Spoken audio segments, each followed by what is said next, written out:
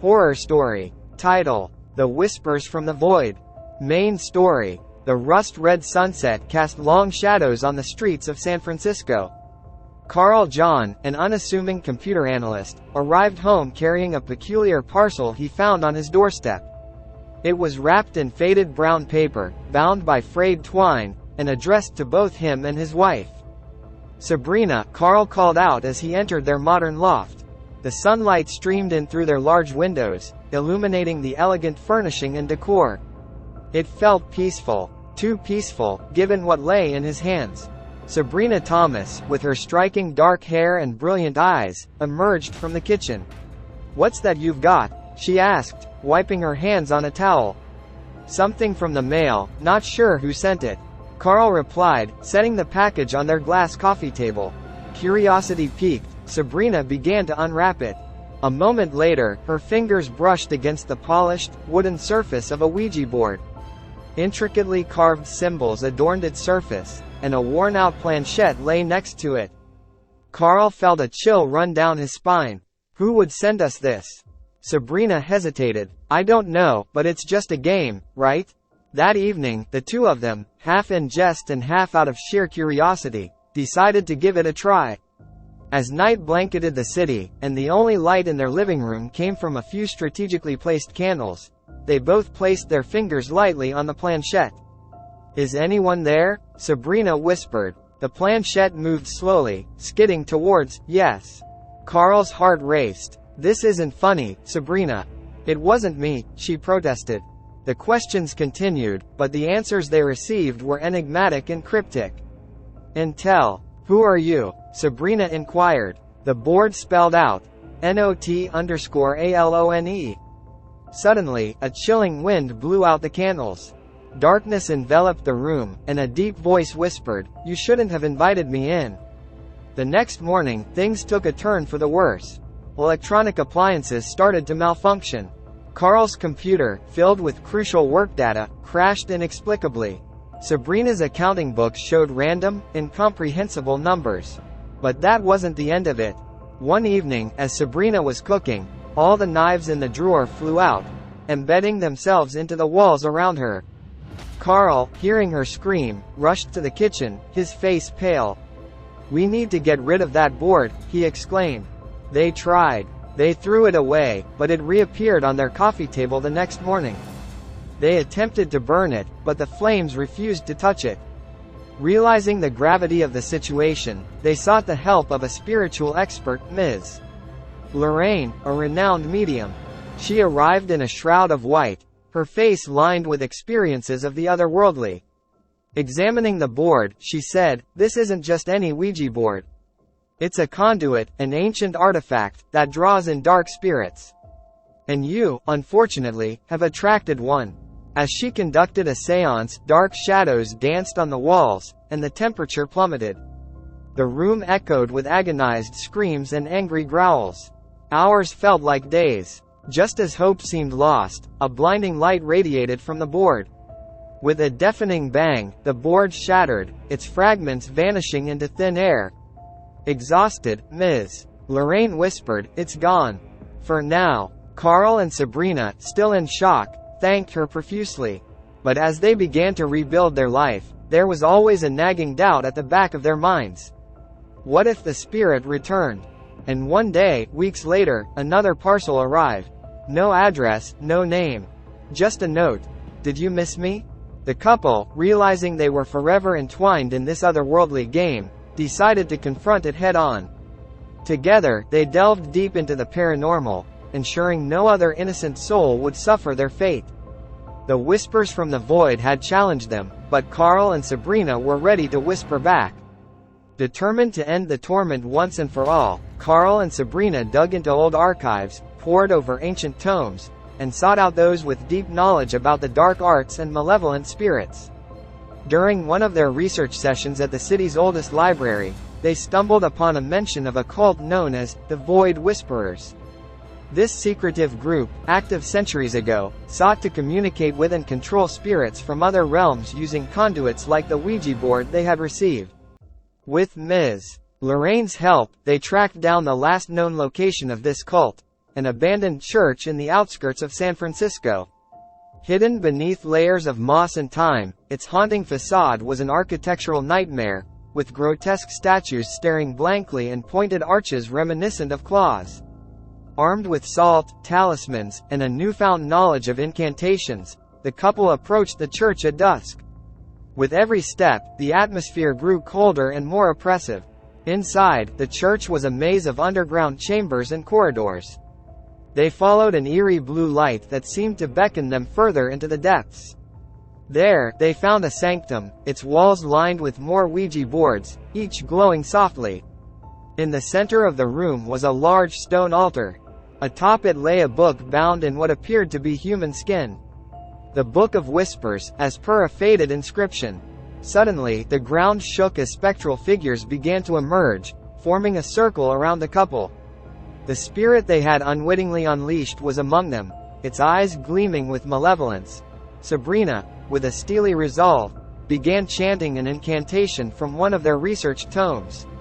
As she chanted, the spectral figures recoiled, their forms flickering. Carl joined in, and together their voices grew stronger, filling the chamber.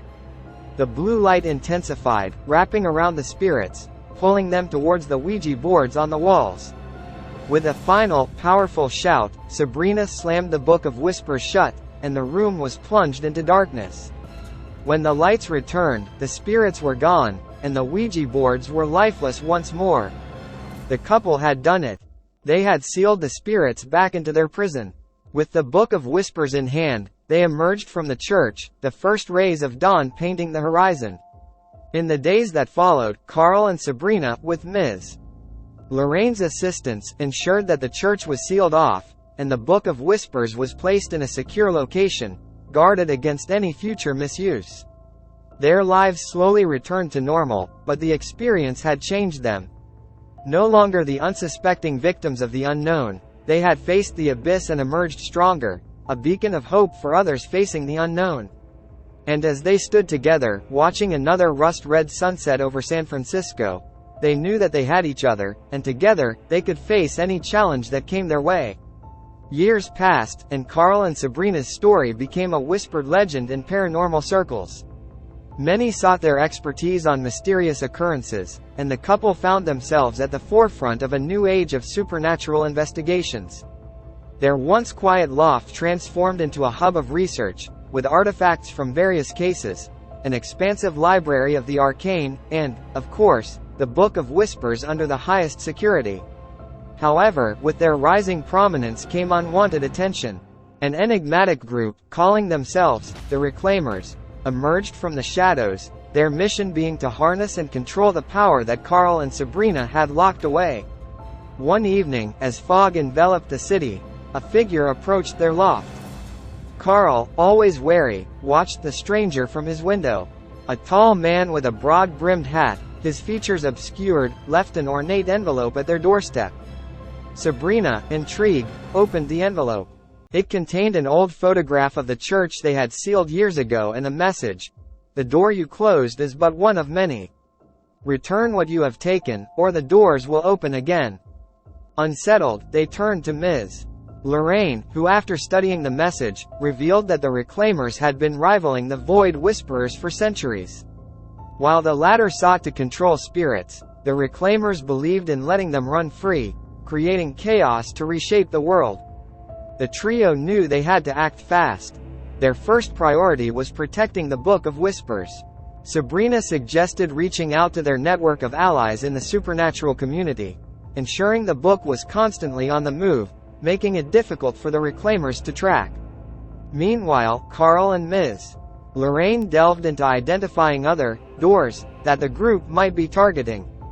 Using a combination of technology and magic, they mapped out key ley lines across San Francisco, pinpointing areas of high supernatural activity. One by one, they fortified these locations, setting up wards and barriers, and recruiting a team of dedicated guardians. Sabrina, using her accounting skills, channeled funds to support their cause, ensuring their defenses were impenetrable. However, the Reclaimers were not to be underestimated. The city soon became a battleground of mystical forces. Spirits were summoned in broad daylight, causing chaos and panic. Eerie blue fires burned mysteriously, and shadowy figures were seen at the city's landmarks. The climax came one fateful night at the Golden Gate Bridge. The Reclaimers, in a show of power, summoned a massive spirit, its form looming over the iconic structure, threatening to plunge the city into eternal darkness. Carl, Sabrina, and their team confronted the group. A battle of epic proportions ensued, where spells were cast, ancient incantations recited, and the very fabric of reality tested. The bridge resonated with the energy, its cables vibrating and lights flickering. In a desperate move, Sabrina used the Book of Whispers to amplify her voice, calling upon spirits of the city to aid them. To everyone's surprise, the spirits responded, not in anger, but in defense of the place they once called home. Overwhelmed by the combined might of Carl, Sabrina, the spirits, and their allies, the Reclaimers were defeated. Their leader, the man in the broad-brimmed hat, vanished into the mist, leaving behind only the echo of his promise: "This is not the end." In the aftermath, San Francisco bore the scars of the battle, but it also bore witness to the heroism of those who defended it. The city came together to rebuild and heal. Carl and Sabrina, their love and resolve stronger than ever, continued their mission, ensuring that no one would ever suffer at the hands of the unknown again. They knew challenges lay ahead, but together, with the city and spirits by their side, they were ready for whatever came their way. The echoes of the battle faded, but its aftermath changed the way the world perceived the supernatural. News of the events in San Francisco spread globally. Many praised Carl and Sabrina for their bravery, while skeptics tried to debunk the phenomenon, attributing it to mass hallucinations or technological manipulations. Amidst this newfound attention, universities and research institutions began approaching the couple, seeking collaboration to study and understand the mystical forces better. While some wanted to harness these powers, others aimed to protect humanity from the lurking dangers. Seizing this opportunity, Carl, Sabrina, and Ms. Lorraine founded the Mystical Research and Defense Institute, MRDI, in San Francisco. With state-of-the-art technology, ancient manuscripts, and a diverse team of experts, the MRDI became the global epicenter for paranormal research. The institute soon developed a training program, preparing individuals to deal with supernatural occurrences worldwide. These mystical defenders were trained in both modern techniques and ancient practices, ensuring they were well equipped to face any challenge. However, the power vacuum left by the defeat of the Reclaimers was being felt. New factions emerged, each with their motives and agendas. The most formidable among them was the Luminaries, a group that believed in merging the realms of the living and the supernatural permanently. The Luminaries' actions were subtle at first. Ghostly apparitions began appearing regularly, not as threats, but as part of daily life. People reported conversations with long-lost loved ones, and some even claimed to have met historical figures. But the serene facade soon cracked. The line between the realms grew thin, and more malevolent entities began crossing over. Ancient spirits, long forgotten, now walked the streets. Cities worldwide reported unprecedented supernatural events, from Tokyo's spirits of samurais to Paris with its phantom guillotines. Understanding the gravity of the situation, the MRDI, under Carl and Sabrina's leadership, mobilized its mystical defenders. A global operation was launched to restore the balance and strengthen the barriers between realms. This monumental task required not only strength but also diplomacy. Sabrina took on the role of an emissary, negotiating with benevolent spirits and entities, asking for their assistance. To everyone's surprise, many spirits were as concerned about the merging realms as the living were. An alliance, the first of its kind, was formed. The culmination of their efforts led to a grand ritual, held on the winter solstice, the longest night of the year. At the MRDI's central chamber, with representatives from both realms present, Carl and Sabrina initiated the ritual. Using the Book of Whispers and an array of artifacts, they channeled energy from various ley lines across the globe. As the clock ticked towards midnight, a blinding light enveloped the chamber. Time seemed to stand still. When the light finally dimmed, the realms had been separated once more, but with newly formed bridges allowing controlled and harmonious interactions. In the wake of the ritual, the world entered a new era, one where the supernatural was acknowledged, respected, and understood. The MRDI's role evolved from just defense to education and fostering understanding between realms.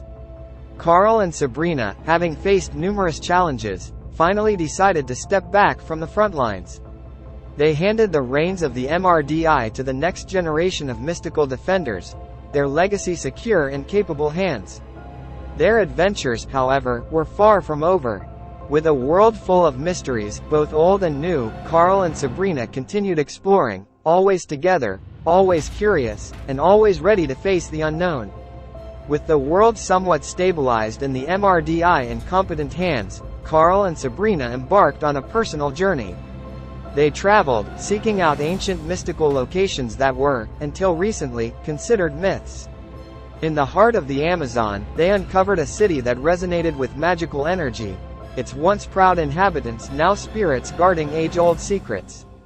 They scaled the Himalayas, meeting with monks who practiced rites unknown to the outside world and shared wisdom from beyond the veil. Each adventure further cemented their reputation not just as defenders, but as ambassadors between the natural and supernatural. Their tales were passed down in whispers, from city streets to secluded villages, painting them as modern-day explorers of the unknown. However, with fame came challenges. Many sought them out, some with genuine curiosity and others with darker intentions. One such individual was Dr. Elias Crumb, a scientist obsessed with merging technology and magic. He believed that the power Carl and Sabrina wielded could be replicated, controlled, and even commercialized. Dr. Crumb, with vast resources at his disposal, began capturing and experimenting on spirits, trying to harness their energy. He created devices that could summon and bind these entities, using them as mere power sources. His ultimate goal was the construction of the Ether Grid, a global network that would channel spiritual energy, making it accessible to anyone. At a price. Word of his endeavors reached Carl and Sabrina during their explorations in Egypt.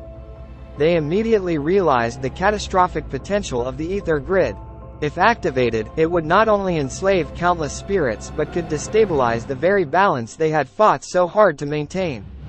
Reuniting with Ms. Lorraine and rallying the mystical defenders, they planned an assault on Crumb's primary facility, hidden deep in the Alps. The snowy peaks and fortified walls of the compound made it almost impregnable. But with a combination of magic, wit, and technology, they infiltrated it. Inside, they faced a labyrinth of corridors filled with trapped spirits and advanced security measures. Using the Book of Whispers, Sabrina communicated with the imprisoned entities, urging them to rebel from within. As the spirits rose in revolt, Carl, with a team of defenders, confronted Drive. Crumb. The confrontation was intense. Dr. Crumb, using his devices, unleashed a barrage of controlled spirits and harnessed energy against the team.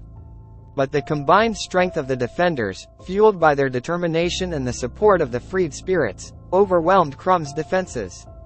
With the facility crumbling around them, Sabrina faced the central console of the Ether Grid. Channeling her energy, she reversed the flow, sending a surge of power back into the grid, causing it to implode. The explosion was massive, but thanks to the protective spells cast by Ms. Lorraine, all inside were shielded from harm.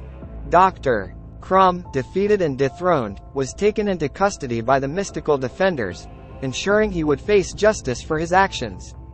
In the aftermath, the world was once again reminded of the delicate balance between realms. The Ether Grid's remains were studied by the MRDI, ensuring no such device could be created again. Carl and Sabrina, their bond stronger than ever, decided to build a sanctuary, a place where the natural and supernatural could coexist peacefully. On a secluded island, with the help of spirits and humans alike, they constructed Harmony Haven. Here, spirits seeking respite found peace, and humans curious about the other realm could learn and interact without fear. The couple's legacy was no longer just of defense but of unity, understanding, and, above all, love. Their journey, filled with challenges, taught the world a simple truth: in harmony, we thrive. The end.